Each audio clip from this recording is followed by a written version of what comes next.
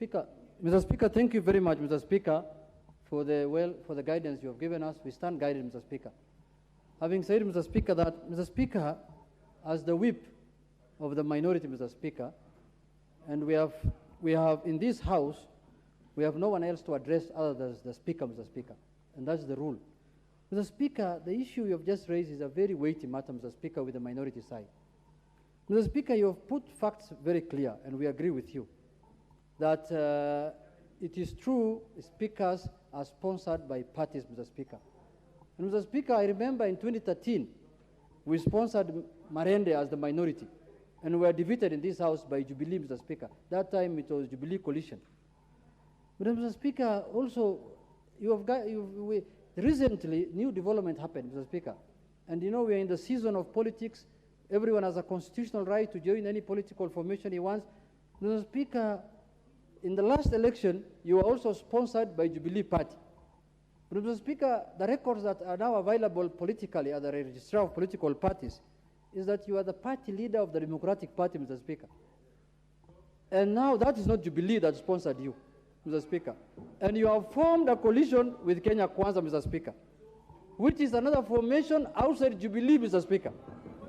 Mr. Speaker, we have never doubted your impartiality. That I can say it on record.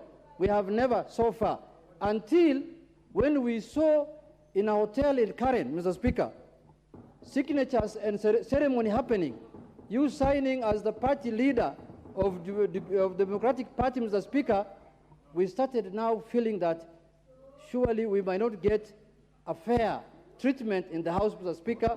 There might be no impartiality, Mr. Speaker. Mr. Speaker, you are a man who has so much fidelity to the Constitution. I can say that also without fear, because I have served under you or with you in this House for 10 years now, Mr. Speaker. Mr. Speaker, issues that are raised here in this House, Mr. Speaker, are issues that anywhere, you cannot raise it anywhere else, Mr. Speaker. We cannot speak in burials, in funerals, in rallies, Mr. Speaker.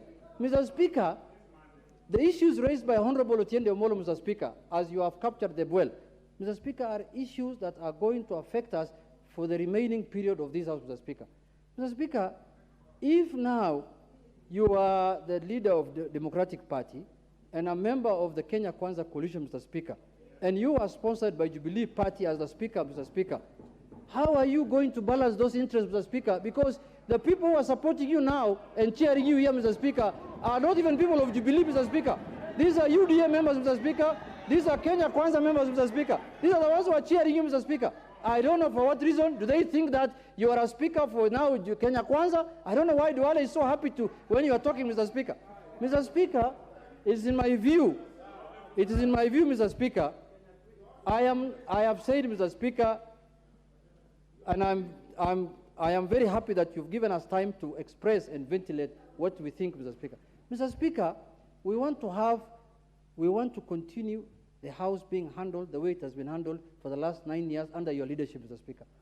We are only worried that going forward now, Mr. Speaker, now that the political dynamics have changed, Honorable Fatuma Geti has raised weighty issues, as Honorable Otiende has said, that can lead even to the impeachment of the Deputy President, Mr. Speaker, if they are proved the allegations to be true, Mr. Speaker.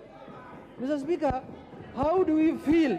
Are we safe in this House, Mr. Speaker, that we can continue conducting our business under, I am told, rumor has it that, Mr. Speaker, you're even being proposed to be the running mate of the Deputy President, Mr. Speaker. Rumor has it, Mr. Speaker. Rumor has it, Mr. Speaker. We support all that, Mr. Speaker. We have no problem with that, Mr. Speaker, honestly speaking. But, Mr. Speaker, this House must be impartial. This House must be conducted, and you are the custodian of the standing orders, Mr. Speaker. It is you who applies the standing orders in this House against us, Mr. Speaker. So, Mr. Speaker, I don't know whether the rule of impartiality and fair, natural justice, fairness will be accorded to us as the minority, Mr. Speaker, of this House, and whether Honorable Fatuma Gedi will get fair treatment and judgment on the issues that he has raised, Mr. Speaker. Those are the issues, Mr. Speaker, that is worrying us, Mr. Speaker. Thank you, Mr. Speaker. You know, now, honourable members, you know that